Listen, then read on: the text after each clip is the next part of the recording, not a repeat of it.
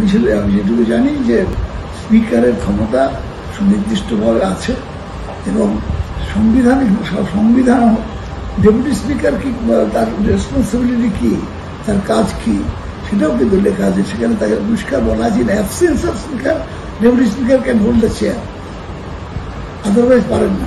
তো উনি সেখানে ডেপুটি স্পিকার যেহেতু বলেছে আমি পারি না এটা করাতে আপনার উপস্থিতিতে, সেই জন্য দেওয়া হয়েছে।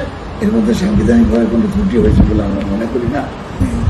কয়েকজন বাদ দিলে বলা যেতে পারে, কিছু মানুষ একেবারেই নিজস্ব ধারায় চলেছেন। নর্মালি এই সরকার আসার পর দিল্লিতে যারা রাজ্যপাল হয়ে এসছে, আমি সেই বিখ্যাত সুপ্রিম কোর্টের যে উক্তিটা বলতে চাই যে সিবিআই সম্পর্কে বক্তব্য রেখেছিলেন যে they are the caged parrot speaks for their master. তো এখানেও তাই, রাজ্যপালরা দিল্লি যে বলে দেয় সেই অনুযায়ী চলেন। তিনি সংবিধান মেনে চলেন কি আমাদের বিধানসভা পরিচালিত হয় যে নিয়ম অনুযায়ী, সেটা তো সংবিধানের অংশ, সংবিধানকে ফলো করে সেটা তৈরি করা হয়, সেটা মেনে চলেন আমরা বুঝতে পারি না। আর উনি দিল্লির নির্দেশ